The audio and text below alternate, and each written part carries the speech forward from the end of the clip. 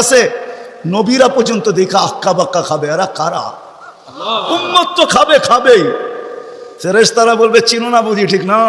সবাই শেষে আসছে তো, কোত্থেকে চিনবা? তোমরা তো ওই সময় ছিলাই না। এটা উম্মতে মুহাম্মাদি, উম্মতে মুহাম্মাদি।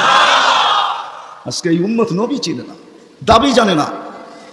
শেষ জায়গায় চলে আসছি, আর কিন্তু লম্বা হবে না। আল্লাহর দাবি আমাদের কাছে, আল্লাহকে রাজি করো।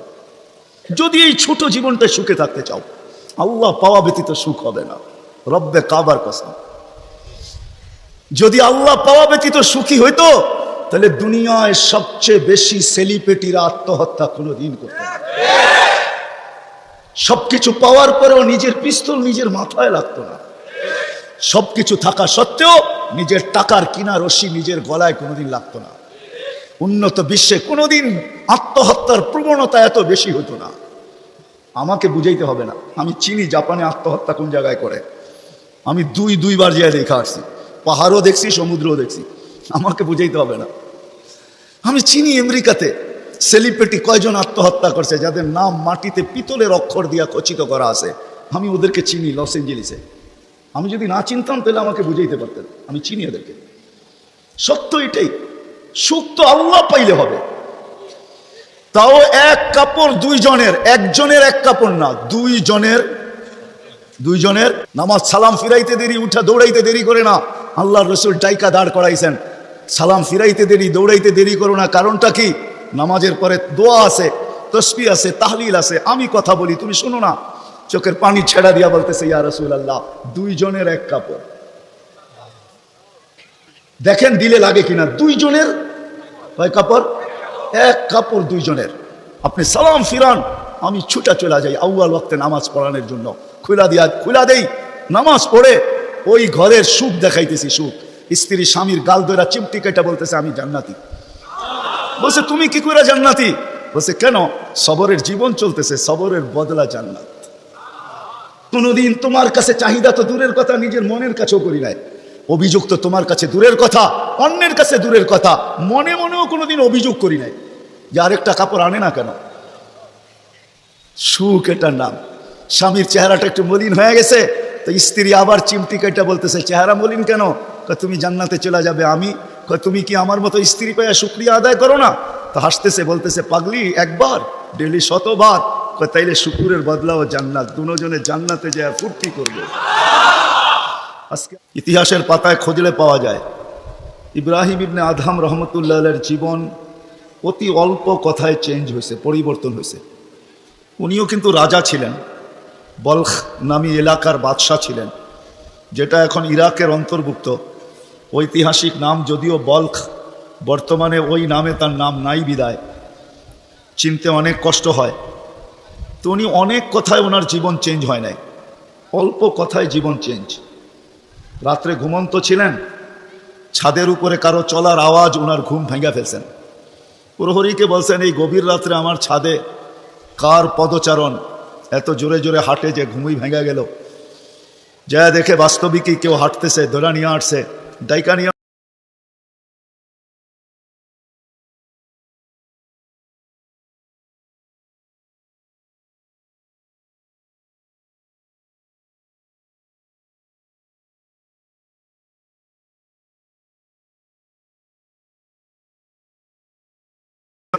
তুমি উঁচ খুঁড়ছে চলে আসছো ছাদে। তো বলছে মহোদয় যদি আমি পাগল হই তাহলে আমার সাথে আপনিও। তো বলছে বুঝলাম না, তোমার সাথে আমি? আপনি তো বললেন যদি আমি পাগল হই তাহলে আপনিও পাগল। কেননা বাদশাহ ছিলেন কিন্তু বেয়াদব ছিলেন না, আদবওয়ালা ছিল। তো বাদশাহ বলে শোনো আমি পাগল, এটার প্রমাণ দাও, তোমারটা তো আমি দিলাম। তো বলল বাদশাহ মহোদয় যদি ছাদে উট খুঁজা পাওয়া না যায় তো রাজপ্রাসাদে বসে আল্লাহ পাবেন কি করে? এতটুক কথাই কিন্তু জীবন চেঞ্জ। চলেন এটা তো কাহিনী, হাদিসের একটা দেই। বনি ইসরাইলের এক বদমাশ ছিল, কিফিল নাম, কিফিল, হাদিসের কিতাবে পাওয়া যায়। বনি ইসরাইলের বদমাশ, যে নিজেকে মানুষ বলে কখনো স্বীকার করতো না, বলতো আমার চেয়ে কুকুরও ভালো। কেন? প্রতি রাত্রে তার যৌন চাহিদা মেটানোর জন্য, ব্যভিচারের জন্য তাকে প্রতি রাত্রে সে খরচ করত 50 থেকে 60 লক্ষ টাকা বর্তমান টাকায়। এক রাত্রে একজনকে ধরে নিয়ে আসছে, কামরায় ঢুকায় দিয়া বলছে আমি প্রস্তুতি নিয়ে আসতেছি। যখন প্রস্তুতি নিয়ে কামরায় ঢুকতেছিল তো দেখতেছে ওই মহিলা এক কোনায় বসে কাঁদতেছে। তো জিজ্ঞাসা করছে তোকে জোর করে নিয়ে আসি না, টাকা দিয়ে নিয়ে আসছি, কাঁদিস তো কাঁদিস কেন? তো মহিলা প্রতি উত্তরে বলতেছিল শোন কিফিল, আমি বাজারি মেয়ে না, প্রয়োজনের কারণে তোর হাতে ধরা দিতে বাধ্য হছি। প্রয়োজন যদি এরকম না আসতো আমি কোনোদিন তোর হাতে ধরা দিতাম না, আমি তো বাজারি মেয়ে না। বলছে তাইলে কাঁদিস কেন? বলে বলতেছি তোকে কেন কাঁদি, শুনবি কেন কাঁদি? বলে বল কেন কাঁদিস? বলে কাঁদতেছি এই জন্য যে এই চেহারাটা কালকে আল্লাহকে কি করে দেখাবো। বোঝেন নাই মনে হয়? বুঝলে দিল ফেরা যাওয়ার কথা। আজকে তো আমরা হাজারো গুনাহ করে কোনোদিন ভাবি না যে এই চেহারাটা আল্লাহকে কি করে দেখাবো। রাগ হয় না যুবক, তোমাদের পায়ে হাত রাখে। 24 ঘন্টা নেটের ভিতরে কত গুনাহ করো, নিজের টাকা খরচ করা। বাংলাদেশের প্রত্যেকটা ঘর, গ্রাম নাই, গঞ্জ নাই, শহর নাই, খুব কম ঘর পাওয়া যায় আজকে ওয়াইফাই না আছে। ঠিক না? কি বিনা পয়সায় ওয়াইফাই?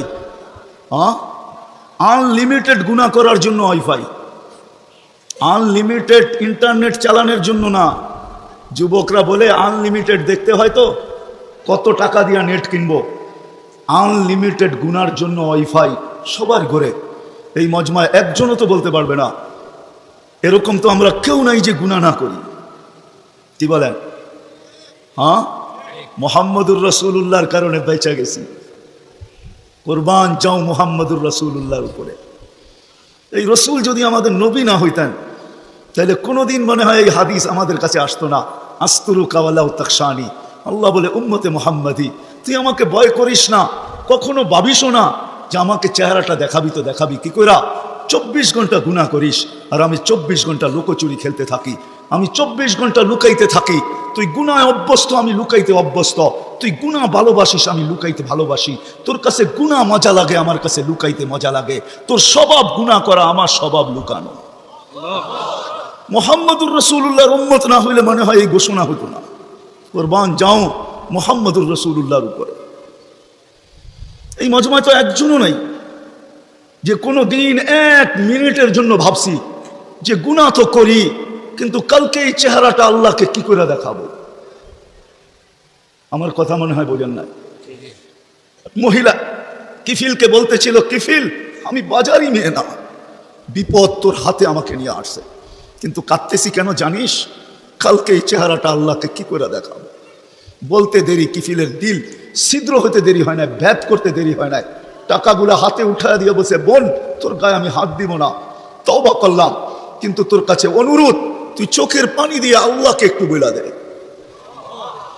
ওই রাত্রেই কিফিল মারা গেছে।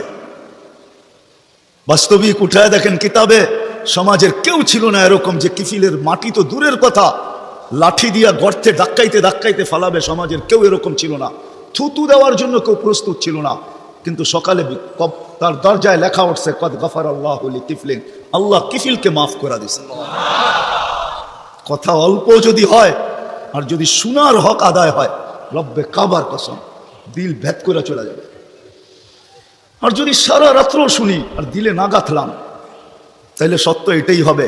যদি আমি এখন প্রমাণ দিই তো দিতে পারবো আমাদের শোনার মাত্রা কতটুকু আর আমলের মাত্রা কতটুকু, কার বয়সের মাত্রা কতটুকু আর শোনার মাত্রা কতটুকু আর আমলের মাত্রা কতটুকু। মিডিয়ার যুগ, সারা দিন শুনতে থাকে, কিন্তু আমল কতটুকু বলেন? আমল বেশি? হ্যাঁ, আমল খুব কম, কিন্তু দাবি তো ছিল আমলের। ওমা খালাকতুল জিন্না ওয়াল ইনসা ইল্লা লিয়াবুদুন, দাবি তো ছিল আমাদের কাছে আমলের। এই জন্যই তো নিশ্চয় অস্তিত্ব দিছেন আল্লাহ আমাদেরকে। সৃষ্টির ভিতরে মানুষের মতো নিশ্চয় কোনো প্রাণী জমিনে পা রাখে না। মানুষ একমাত্র প্রাণী যাকে আল্লাহ নিশ্চয় অস্তিত্ব দিয়া নিজের কুদরতি হাতে ডেকোরেশন করে সাজান। দুনিয়ার কোনো আর্কিটেকচার দিয়া সাজান না, কোনো ব্র্যান্ডের দোকানদার দিয়া সাজান না, ব্র্যান্ডের কোম্পানি দিয়া সাজান না, দুনিয়ার কোনো প্রযুক্তি দিয়া সাজান না, আল্লাহ কুদরতি হাত দিয়া সাজান। কুদরতি হাত দিয়া আল্লাহ নিজের টেকনোলজি দিয়ে আল্লাহ সাজান আমাদেরকে, নিশ্চয় জন্ম দেন, অস্তিত্ব দিচ্ছেন নিশ্চয়। হাদিস এটাই বলে কুনতা মিসকিনা, তোর মতো নিশ্চয় কেউ ছিল না। এই জন্যই তো মানুষ সবকিছু পাওয়ার পরে যখন আল্লাহকে ভোলে রাস্তায় চলি বটে, কিন্তু মাঝে মাঝে চোখের পানিও ঝরে, কেউ দেখে না।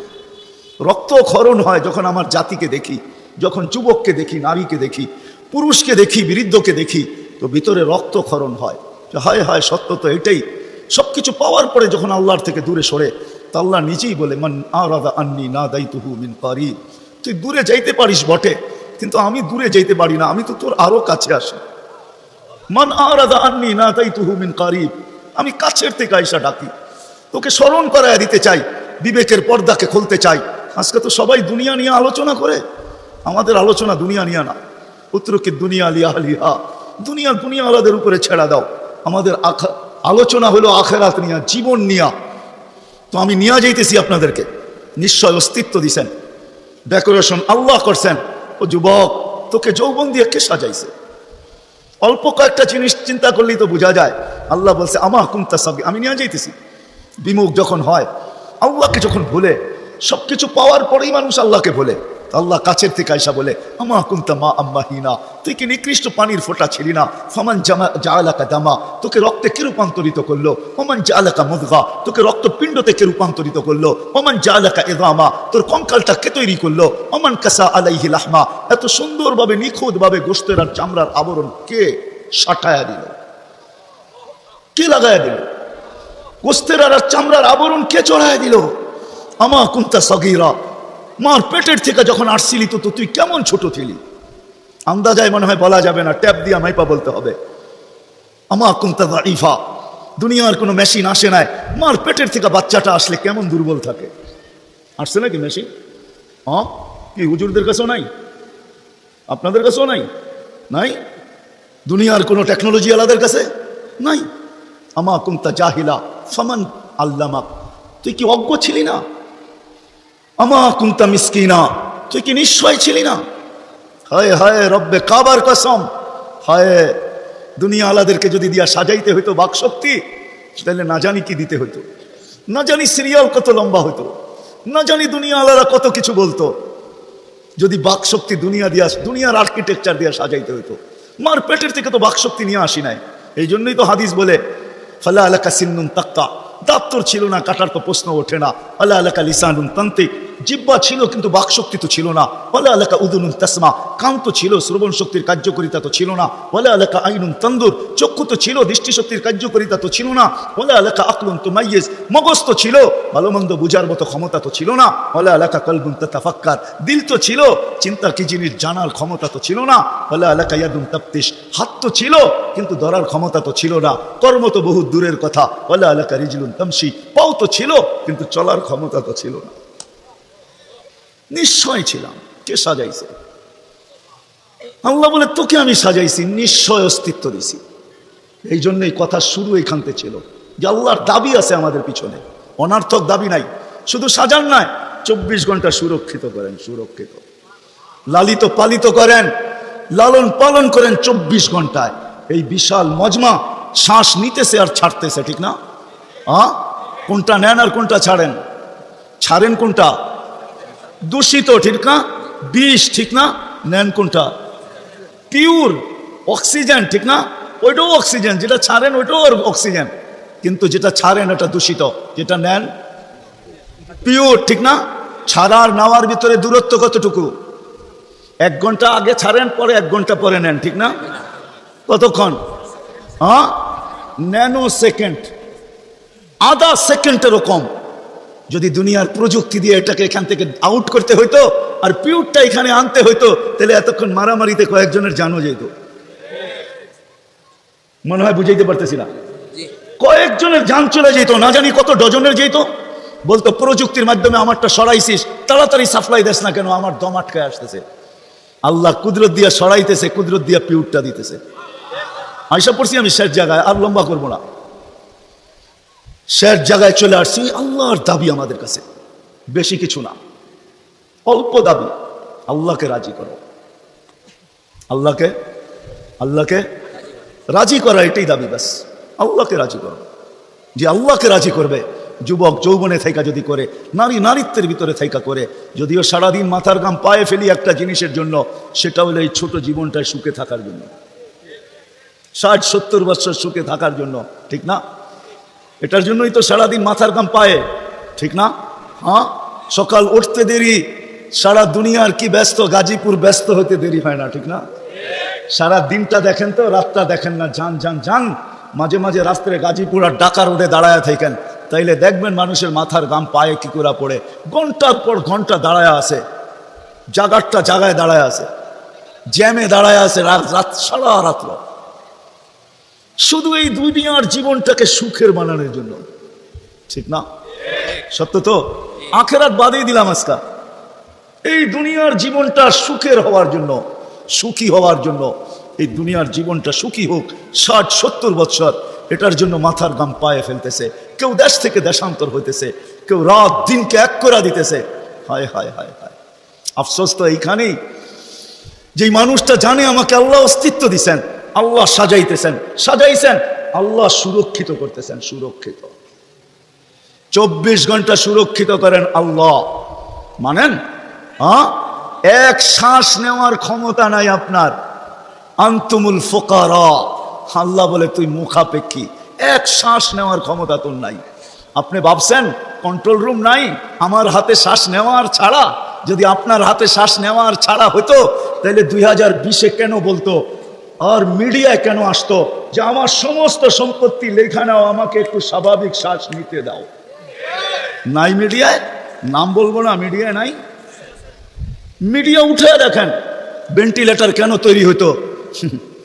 হায় হায় হায় হায়, এক শ্বাসে শ্বাসে আমরা মোহতাজ। এইখানে কন্ট্রোল রুম আছে, এখানে কন্ট্রোল রুমে শ্বাস ছাড়তে দেরি, মেসেজ উপরে যাইতে দেরি হয় না, ফেরেশতা জিজ্ঞাসা করতে দেরি করে না, আমসিকাও আতরুক, আল্লাহ বন্ধ করে দিব না ওপেন রাখবো? আল্লাহ বলে উতরুক ওয়ালি আবদি আজাল, খোলা রাখ, বান্দার জন্য সীমারেখা দেওয়া আছে। ইদা যা আজালু, সীমারেখা আসতে দেরি, তোকে মেসেজ দিতে দেরি করবো না, তখন টানবে আর ছাড়তে দিবি না, ছাড়বে আর টানতে দিবি না। সত্য এটাই। মউত কারণ নিয়ে আসে, এটা অন্য কারণে। মউত কারণ নিয়ে আসে কেন জানেন? মালাকুল মউত আল্লাহকে প্রশ্ন করছিলেন, দায়িত্ব তো দিছেন, পুরা করতে হবে, কোনো দ্বিমত নাই, কিন্তু মনে ভাবে